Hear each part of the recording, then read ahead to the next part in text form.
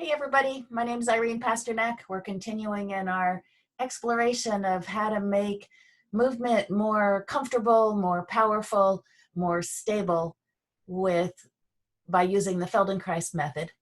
We've been focusing on posture this month, and today we're going to talk about and explore posture and voice, because I know voice is a big challenge for many of you for being able to communicate as loudly and clearly so that the people you want to talk to can understand you.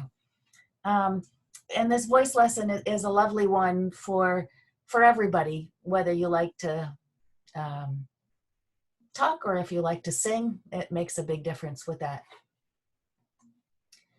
So let's do a measurement, and I'm muting everybody because I'm going to be having you talking and making sounds during this lesson, and that's better to do just in your own space. With the delay in Zoom, it will drive us all crazy if we're talking at once. And if you want to speak, have a question, ask your question. And just a reminder that if something's bugging you during a lesson, if something hurts, raise your hand, unmute yourself, talk about it.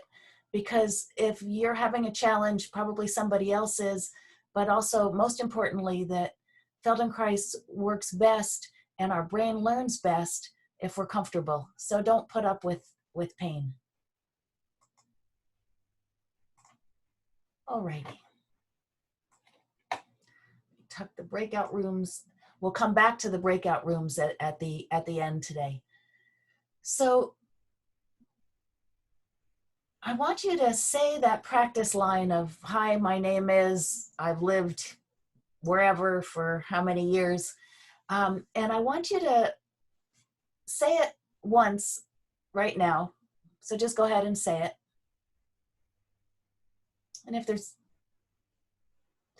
And notice how your voice resonates, how much volume when you just say it.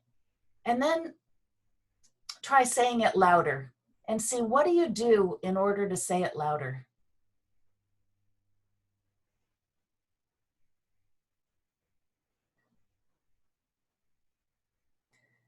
So I'm going to have you say it louder again, but wait a second, and I'm going to tell you what to focus on. Notice what your torso does and your breathing, any changes in your face, and how loud can you say it without straining? So try loud again.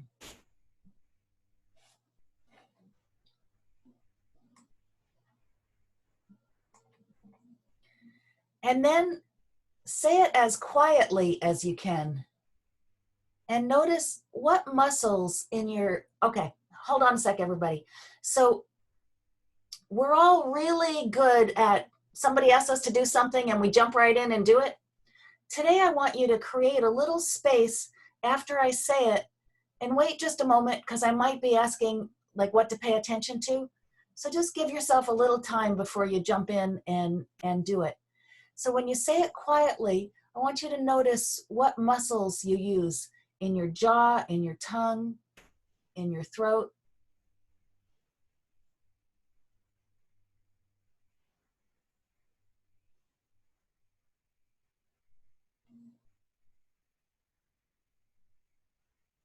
And then the next time you say it quietly again, and notice whether the sounds are choppy or if they kind of flow. Just get a sense of that.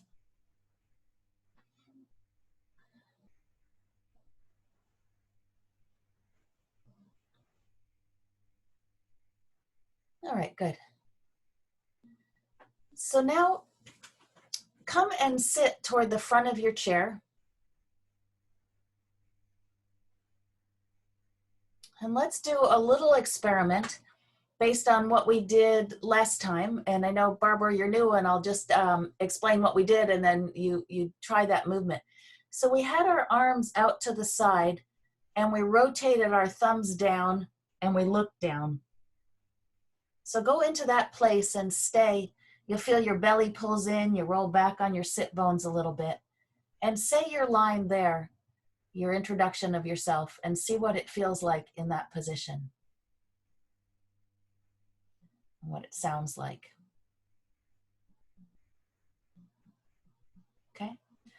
And then let's do the opposite move, which is to come forward on your sit bones. So you push your belly forward a little, you tip forward a little, your arms out to the side, and your thumbs up and toward behind you. So some of you I see have your arms way up high. They don't need to be so high. Just like down at 45 degrees. I don't want to stress any shoulders. Roll the thumbs back and say your line again and see how loud you sound.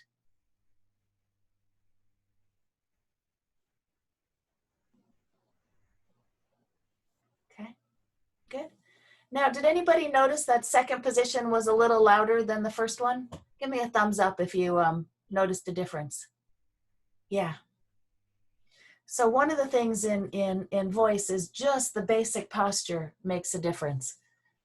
We're going to play with some subtleties today that make it even easier to speak with a resonant and loud voice. All right. So now with your two hands, put one hand gently on the upper chest and one hand on your low belly. And exhale. And when you inhale, sense which moves first, your chest or your belly.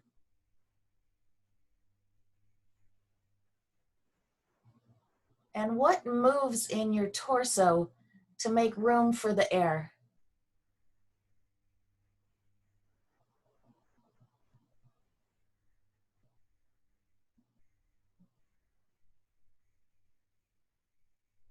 And then what happens as you exhale? How does your body let the air out?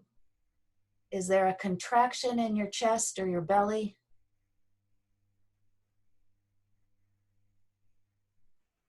Just follow the rhythm for a few minutes, sensing with your hands the order that your abdomen and your chest fill. Whether you move more in the front of yourself or the back or the sides. If there's an expansion up and down inside you as you breathe.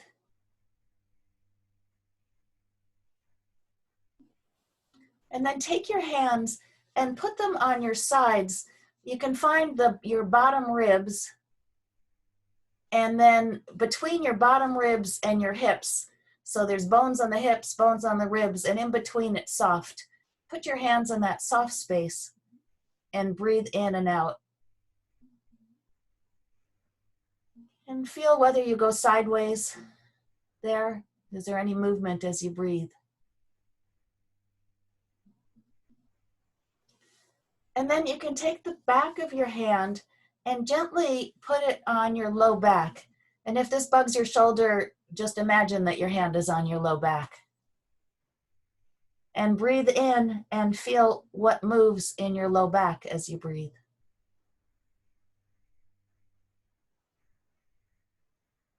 Does your back push into your hand? Some people will feel something there, some won't. Just notice where you are. Okay. And then put both hands on your upper chest and feel what that area does when you breathe in and out.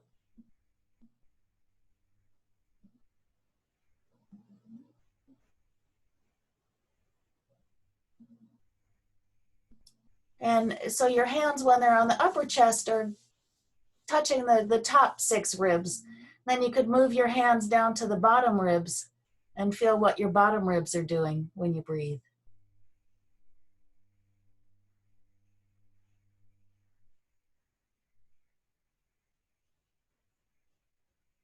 And then rest your hands and just breathe for a moment. And see if it's easier to sense now where the breath is going, even without your hands touching.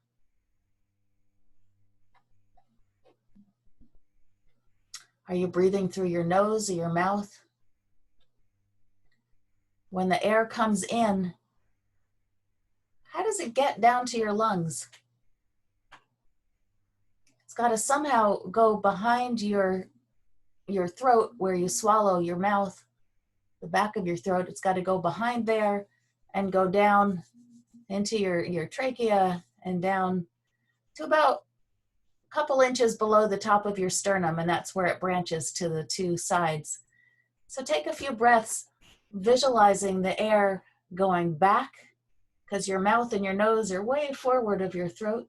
The air's got to go backward and then down, and then it splits. Okay. We're going to play with making a few sounds. So we're going to work with the sound s, like a snake. And typically people make that sound by tucking their tongue right up into their teeth and make a s sound. It'll happen as you exhale. And notice how your chest and your abdomen deflate as you exhale. Trying to do it with the least amount of energy possible. It's like you were a tire and somebody has opened the valve and the air is just leaking out with that sound.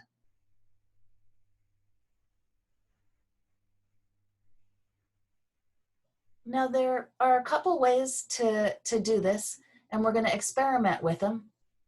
All these things with breathing, nothing is a right way to breathe. These are just playing with it so that our brain has more options as we talk. But as you do this, pull your belly in. So you pull your belly in order to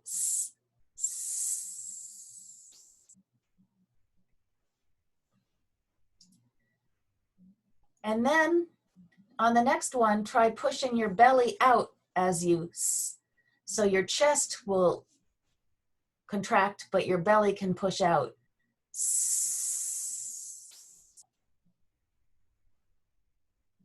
And there's something in the bottom of your ribs that kind of fans out in order to let the belly expand. So try both of those again. Once, pull your belly in while you, and once push it out.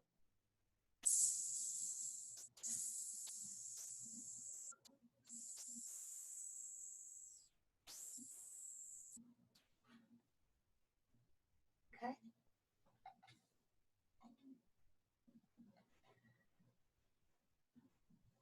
And now sustain a sound, but while you're exhaling on the sound, alternate, pull your belly in, pull your chest in.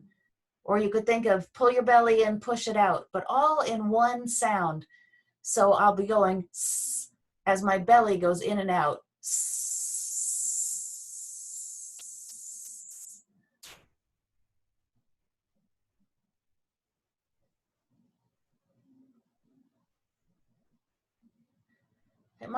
It's a little weird coordinating that, because here your breath is being independent of the sound. Let's try that again. You're going to do that sound, and while in a long the belly goes in and out. You might feel your chest pop out and in response.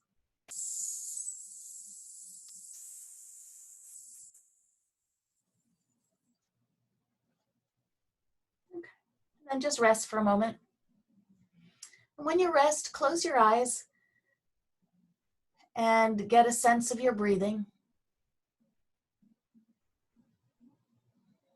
You might be beginning to feel it a little more down into your sit bones, up into your neck. Even some changes around your mouth as you breathe.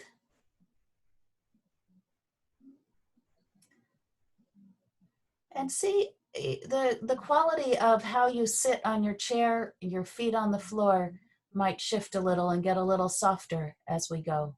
Just kind of check in with what the chair and your feet feel like. Now we're going to make the sound zzz, like you've got a herd of zebras, or you're eating a lot of pizza. Well, not pizza, zebras is better, but z sound. So make that z sound. Zzz. Kind of has a buzz to it, like a bee. Zzz. Put your hand very gently on your larynx, your Adam's apple, the the lump of cartilage that's right in the neck. Just very light fingers, as light as you can there. And then do that Z sound. Zzz, zzz. See if you can feel, where does that buzzing come from? Zzz.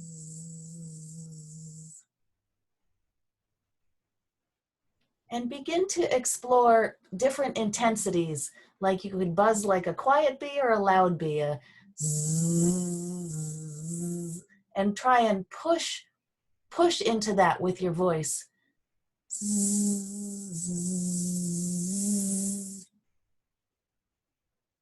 And feel, what do you have to do to make it more intense? Zzz.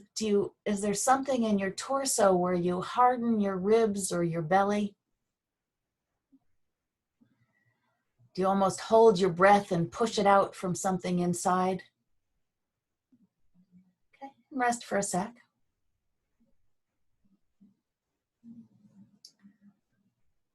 And then put your hand back on your larynx.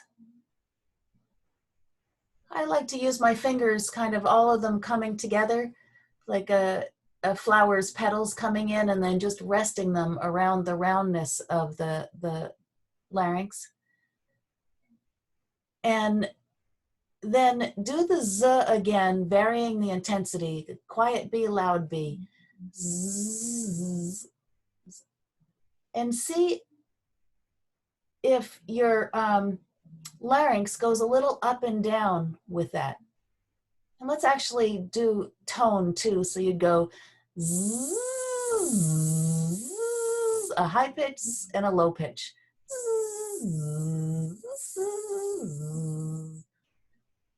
And if you notice your larynx going up and down, help it a little with your fingers.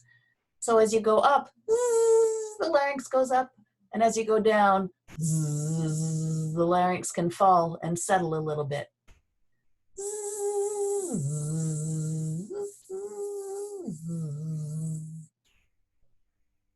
If you have somebody there with you, I see some of you taking turns and feeling on each other's throat and feeling what it feels like. Feel free to experiment if you want to that way.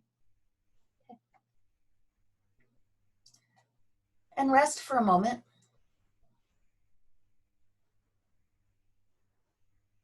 And now alternate between the S, the snake and the B sound, the S and the Z.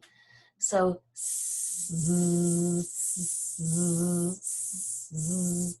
kind of in one breath, go back and forth between those.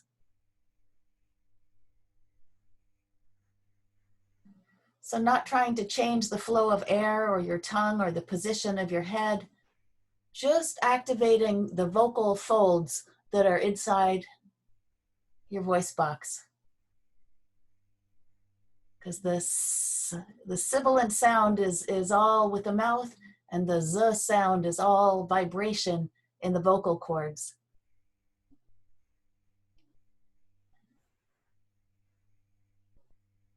Okay, rest for a moment.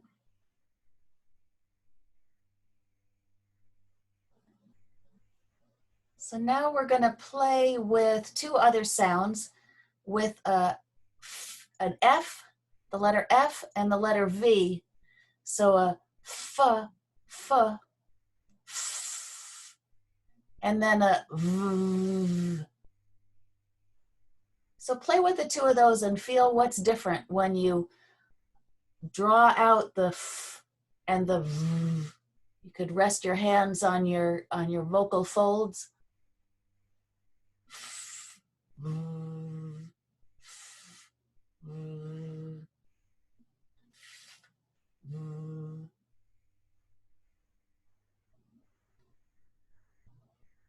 And let's play with the V sound with the range of your voice up and down.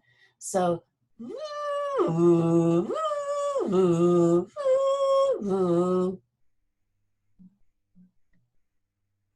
kind of like you're some kind of siren going up and down with it. And isn't it nice being in your own private house rather than all 20 of us in a room together, which would be very loud. But that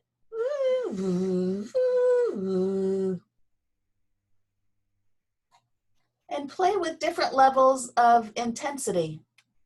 Let's actually start with a mid-range. So whatever your default is, and then go down. And it's like there's something inside that drops in order to do that.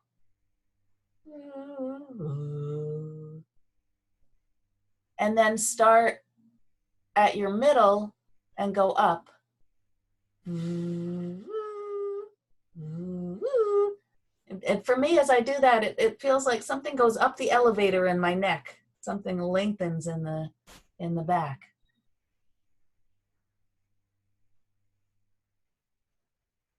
And then in one exhale, go up and down with your V sound. So it's take a deep breath and then I can see it in your pictures. Some of you, your shoulders go up and down a little as you do that. The chest might go up and down, the belly. And try and do that as comfortably as you can. So if I said, all right, we're going to do this for 5 hours today, you could continue going.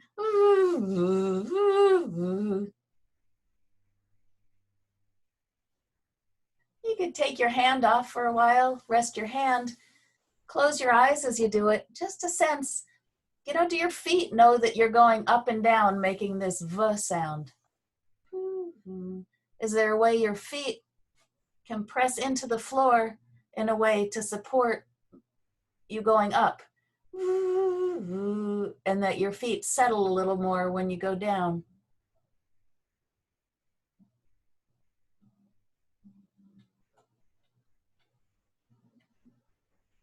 And how about your eyeballs? As your pitch goes up and down, do your eyes look a little up and then a little down? See if there's a connection between your eyes and the V sound going up and down.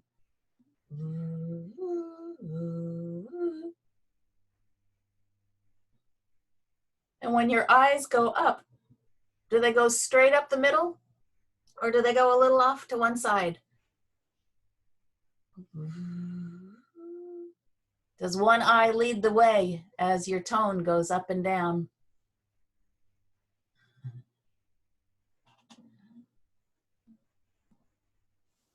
And rest for a moment.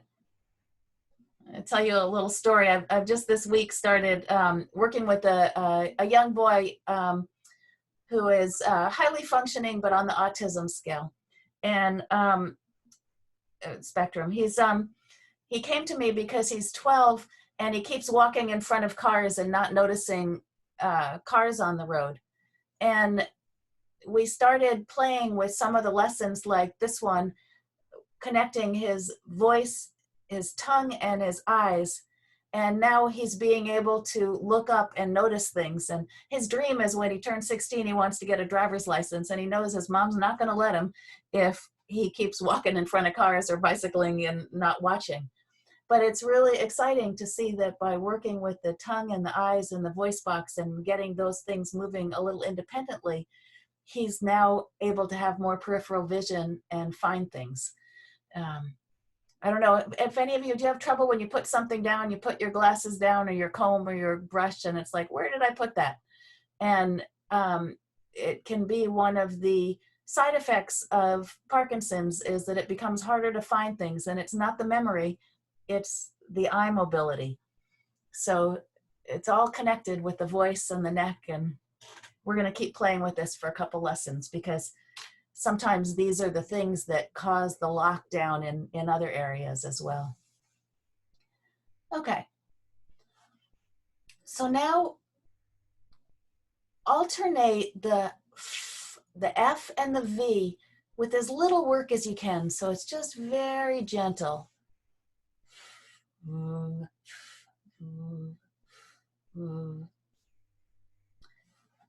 And then raise your V sound to go higher again, and take your larynx up with the higher sound, and down with the lower sound. And then see if you can go higher or lower without moving your larynx up and down. And something else has to change in order to let your larynx stay in place.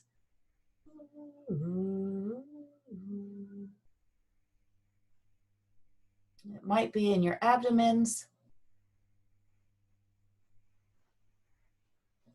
Okay. And now we're going to try one of those weird moves that is really hard to coordinate, but you're going to go the V up and down and try and take your eyes opposite. So when you do a high-pitched V sound, take your eyes down, and when you do a low-pitched one, take your eyes up. You can have your eyes closed as you do this. They don't need to be open. But you go up and down with your eyes going the opposite way as your voice.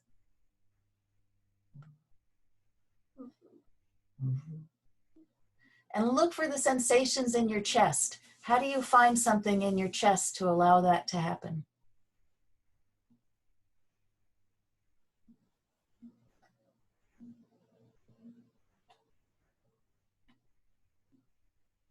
Okay. Rest for a moment. And just as you're sitting there, breathe and notice where you feel your breath. Close your eyes because it magnifies the intensity of your internal sensation. Does the air in your inhale feel like it can go in a little further, like somehow it's almost your upper arms can feel like they have lungs in them, that there's an expansion of width and depth?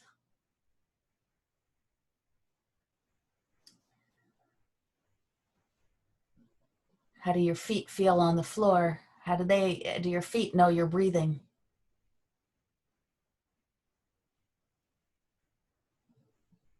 We've played in some other lessons with your feet, whether you put the weight in the big toe side or you put the weight out toward your fourth toe to the ball of the foot where the fourth toe leaves. And experiment, is it easier to inhale if the weight is on your big toes or if the weight is more toward the fourth on your feet?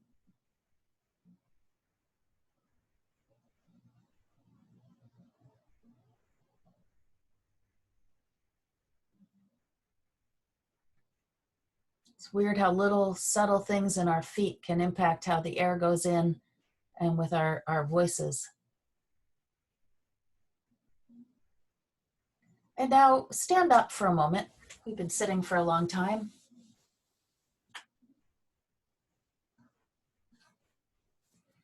And sense in standing what it feels like to breathe in.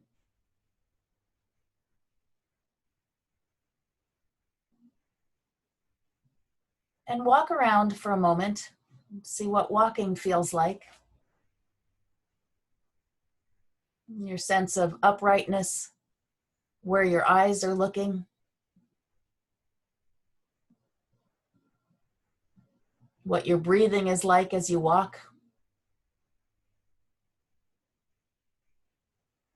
It's interesting to try to notice breathing and walking. It's two separate things to pay attention to. Most of us have a pattern where we like to inhale when one foot goes forward. Do you inhale when your right foot goes forward or your left foot goes forward?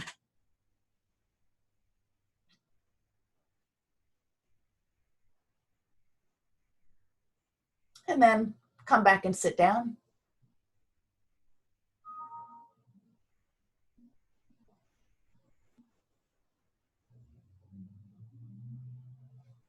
And come and sit toward the front of your chair, knees wide, feet flat on the floor. And now say your hello, my name is sentence and where you live and how long you've lived there. So it's a nice long sentence. And say it again and see if it sounds different to you.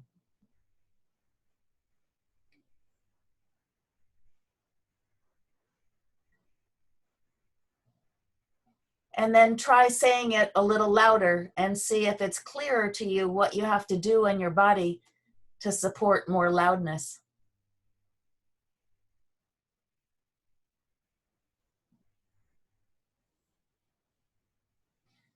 And put your hand on your chest very lightly, so it's just barely touching. And say your sentence again and see if you feel some resonance, some sense of buzz, even in the bones of your chest as you speak your sentence.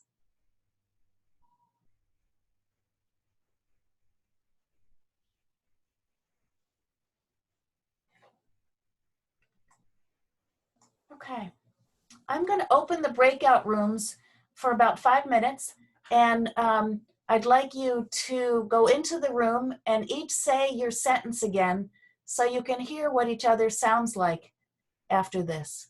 So I'm going to open the rooms. You'll get an invite.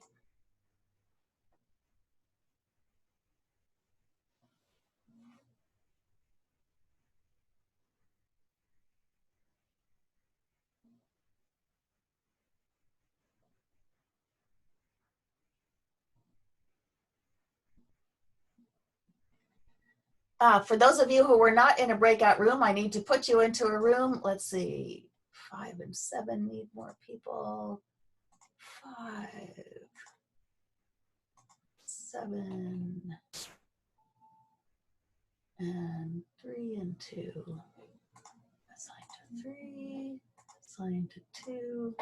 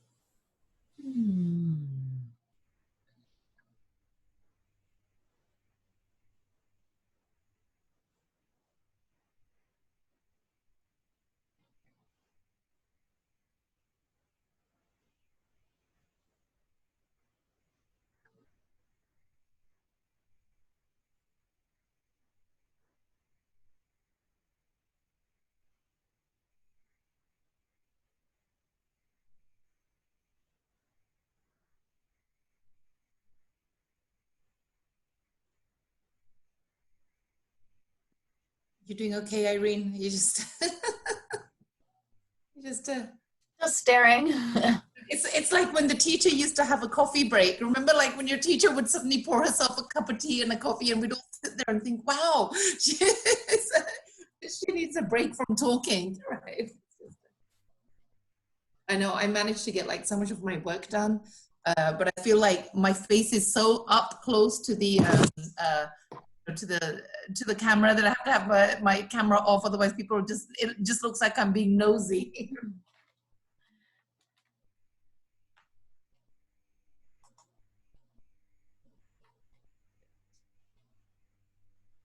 Minutes. Just remember, we're being recorded.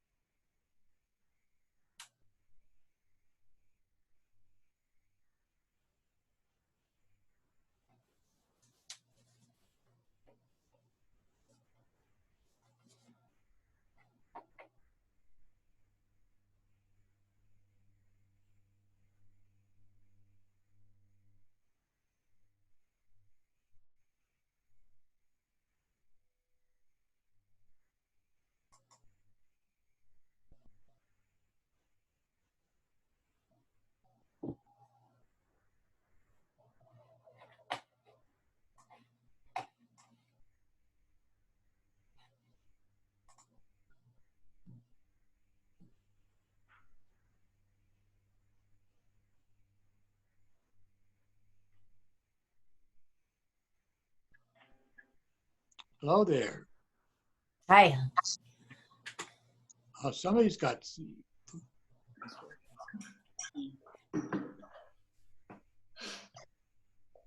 So I'm going to mute everybody as we're coming back.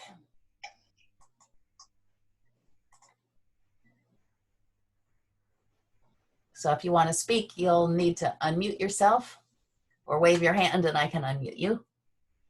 We'll wait a minute or so till everybody pops back from their breakout rooms.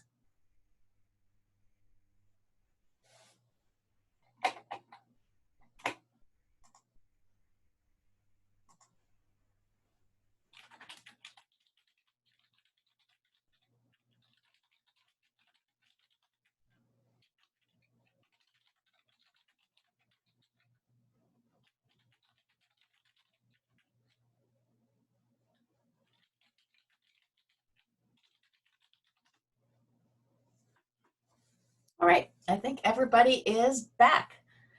So raise your hand if you noticed a difference in your own voice after doing this lesson. Okay? And raise your hand again if you noticed a difference in the people in your breakout room, in other people's voice. Okay. So there's a difference in sensation both inside and hearing other people's. I'd love to hear people's comments, thoughts after this lesson. If you noticed anything different in your breathing, in your walking. I felt my voice was louder and spoke slower. That's interesting that it affected the cadence and the rhythm of the voice as well as the volume. I also, Bill, in your voice, I hear more resonance than I have what you've talked before. Interesting. I can feel the vibration in the throat. That's Sherry from boxing. You could feel the vibration, or was? Yes. That was me. Yeah, it's an interesting sensation that I we're a sound chamber, and our voice resonates inside of us, and that's part of what gives it its richness when we talk. And when that vibration doesn't happen, and the voice is just like it was with the F and the sound, it's quieter. But that vibration resonance, if you collapse the chest, as soon as you're hanging down here, it's much harder to have that resonate.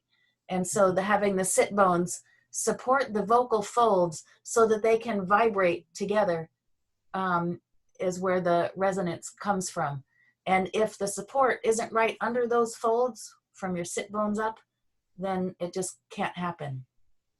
Why does the voice sound so unique?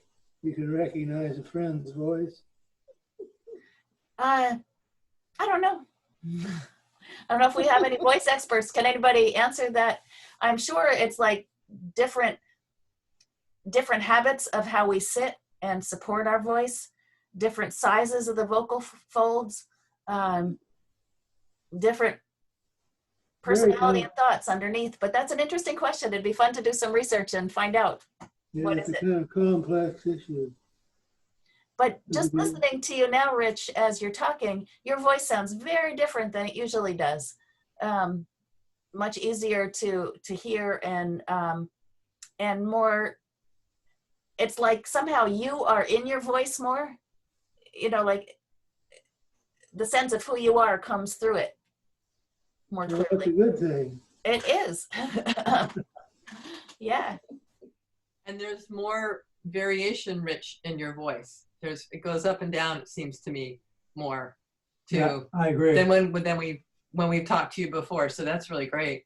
We were saying that quite a few people are in the Parkinson's Loud project or the Voice Project, Speaking with Intent, and that this was really refreshing in addition to that, because this focused more on whole body rather than just sort of feeling the vibration in your chest, and that a lot of the exercises that we did today were really, really helpful because we haven't had those in the Loud project. And so that was really kind of the whole sits bones and the ribs and Yes. So that was really, really helpful for us.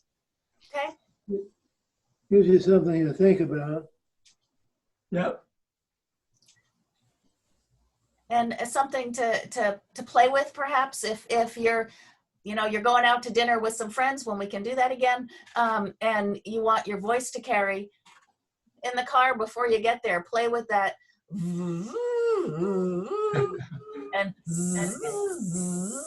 And just that little reminder will help reset your body back into, oh yeah, I know how to vibrate. I know how to do that resonance. I have a question, Irene. Yeah. Colleen. I used to work in radio. I was not on the air, but other people were. And it was hilarious when they were getting ready to do a newscast. All the things that would happen, and everyone had different things they did. One guy would say, fuzzy bunny, fuzzy bunny. Oh, I like that. Fuzzy bunny would capture the essence of this lesson. And you could say, fuzzy bunny, fuzzy bunny, fuzzy bunny, fuzzy bunny. Irene, I have a question. Yeah. Here. Kathy, okay. Okay. What we notice with the voice, particularly Parkinson's related, is most of the time Bill sounds like Bill, but he does have off times when he does have that monotone that's, I think, related to maybe the medication or the time of day. So I don't know. It'll be interesting to try this out during those times. I'm not sure if there's anything to be done about that. I haven't worked with anybody specifically around voice and off times. I have worked with other movement things, and just when the medication, when you're in your off time, it's pretty darn hard to learn or change anything. And that we have a saying in my family that you can try to teach a pig to fly, but it just annoys the pig. And I don't know how, I would say for those of you who have Parkinson's, you get to tell your partner if you want to play with this or not when you're in an off time.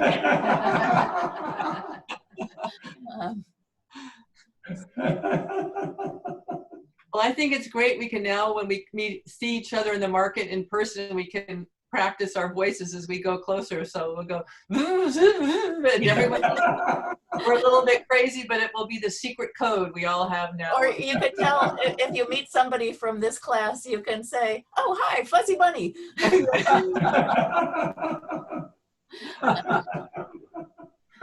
It's the new secret handshake for our club. So would you like more lessons like this one that look at voice from different ways than Loud does? Is that a... Sure. That'd be good. Sure. Okay. And how about, I mentioned before that ability to look around and find the thing that you put down somewhere. Raise your hand if that's an issue that drives you crazy. Okay. So we have three more classes in May. Anyway, I'll do some more of these voice ones. They're nice when we do them sequentially because they're cumulative on the differences on voice. So we'll do more of that on Thursday. All right. Any other comments, questions, requests? It's a little off topic, but we were on the Dance with Parkinson's yesterday in our breakout group. One person said he was having trouble with Zoom getting into these classes, the Feldenkrais.